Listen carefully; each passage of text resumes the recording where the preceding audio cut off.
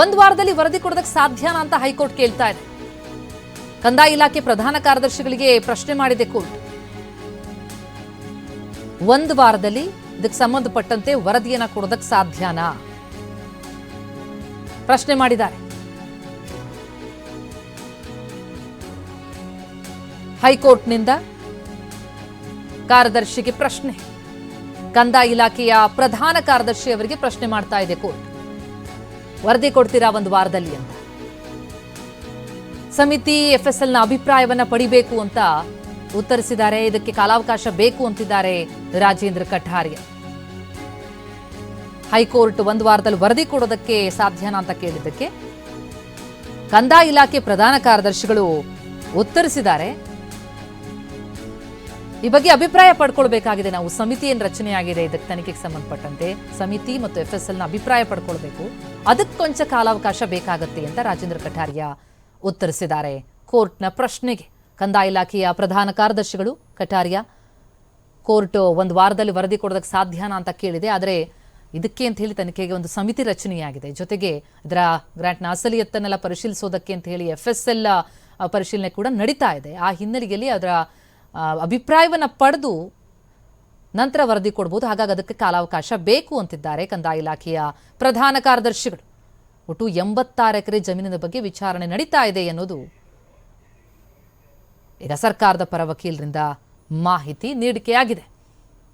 ವರದಿ ಸಲ್ಲಿಸೋದಕ್ಕೆ ಕಾಲಾವಕಾಶ ಬೇಕು ಅಂತ ಒಂದು ಕಡೆ ಗಮನಿಸ್ತಾ ಇದೆ. ನಾವು ಸ್ಕ್ರೀನ್ನಲ್ಲಿ ಮಾರ್ಕಿಂಗ್ ಆಗ್ತಾ ಇರೋದನ್ನು ಎಲ್ಲೆಲ್ಲಿ ಜಮೀನು ಒತ್ತುವರಿಯಾಗಿದೆಯೋ ಆ ಒತ್ತುವರಿಯಾದಂಥ ಜಾಗವನ್ನು ತೆರವು ಮಾಡಿಸ್ಬೇಕು ಅನ್ನೋದು ಆಗ್ರಹ ಆಗಿತ್ತು ದೂರುದಾರರದ್ದು. ಅದರಂತೆ ಕಾನೂನು ಪ್ರಕಾರ ಒತ್ತುವರಿ ತೆರವು ಮಾಡಿಸಲಾಗ್ತಾ ಇದೆ. ಉಳಿದದಕ್ಕೂ ಕೂಡ ನೋಟಿಸ್ ಕೊಡ್ತಾ ಇದ್ದೀವಿ.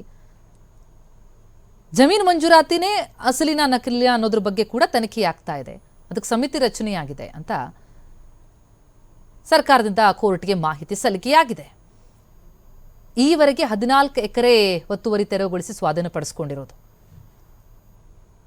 ಇನ್ನು 18 ಎಕರೆ ಒತ್ತುವರಿ ತೆರವಿಗೆ ನೋಟಿಸ್ ಕೊಟ್ಟಿರೋದು. ಆದರೆ ಈಗ ವಿಚಾರಣೆ ಆಗ್ತಾ ಇರೋದು 86 ಎಕರೆ ಜಮೀನಿನ ಬಗ್ಗೆ. ಎಷ್ಟು ಒತ್ತುವರಿಯಾಗಿದೆ,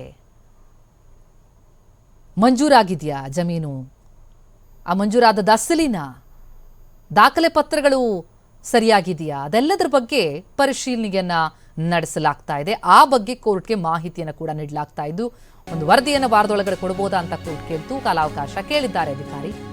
ಈಗ ದಾಖಲೆ ನಾಪತ್ತೆಯಾಗಿವೆ, ಮುಂದೆ ಜಮೀನು ನಾಪತ್ತೆಯಾಗಬಹುದು.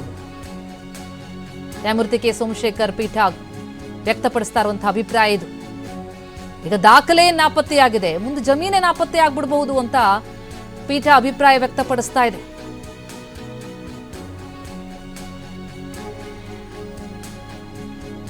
ಅಕ್ರಮ ಜಮೀನಿಗೆ ಅವಕಾಶ ಕೊಡಲ್ಲ ಅಂತ ಸರ್ಕಾರ ಹೇಳ್ತಿದೆ. ಆದರೆ ಹೈಕೋರ್ಟ್ ನ್ಯಾಯಪೀಠ ಅಭಿಪ್ರಾಯ ವ್ಯಕ್ತಪಡಿಸ್ತಾ ಇರೋದು ದಾಖಲೆಗಳೇ ನಾಪತ್ತೆಯಾಗಿವೆ ಅಂತ ಹೇಳ್ತಿದ್ದೀರಿ, ಮುಂದೆ ಜಮೀನು ಕೂಡ ನಾಪತ್ತೆ ಆಗ್ಬಿಡ್ಬಹುದು.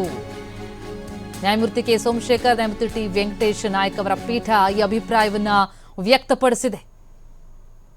ಒಂದು ವರದಿ ಕೊಡಿ ವಾರದೊಳಗೆ ಅಂತ ಹೇಳಿ ಕೇಳ್ತು ಅಧಿಕಾರಿಯನ್ನ ಕೋರ್ಟ್. ಕಾಲಾವಕಾಶ ಬೇಕಿದೆ, ಸಮಿತಿಯಿಂದ ಅಭಿಪ್ರಾಯವನ್ನ ಪಡಿಬೇಕಾಗತ್ತೆ ಅಂತ ಅಧಿಕಾರಿಗಳು ಮಾಹಿತಿಯನ್ನ ಕೊಟ್ಟರು. ಆದರೆ ಕೋರ್ಟ್ ಅಭಿಪ್ರಾಯ ವ್ಯಕ್ತಪಡಿಸ್ತಾ ಇರೋದು ಒಂದು ವಾರದಲ್ಲಿ ವರದಿ ಕೊಡೋದಕ್ಕೆ ಸಾಧ್ಯನಾ ಅಂತ ಕೇಳಿದ್ದಕ್ಕೆ ಕಾಲಾವಕಾಶ ಬೇಕು ಅಂದಿದ್ದಕ್ಕೆ. ಈಗ ದಾಖಲೆಗಳೇ ಪತ್ತೆಯಾಗಿಲ್ಲ ಅಂತಿದ್ದೀರಿ, ದಾಖಲೆಗಳಿಲ್ಲ ನಾಪತ್ತೆ ಅಂತಿದ್ದೀರಿ, ಇನ್ನು ಜಮೀನು ಕೂಡ ನಾಪತ್ತೆ ಆಗ್ಬಿಡ್ಬೋತ್ತಾ ಹಾಗಿದ್ರೆ ಅಂತ ನ್ಯಾಯಮೂರ್ತಿಗಳ ಅಭಿಪ್ರಾಯವನ್ನು ವ್ಯಕ್ತಪಡಿಸಿದ್ದಾರೆ.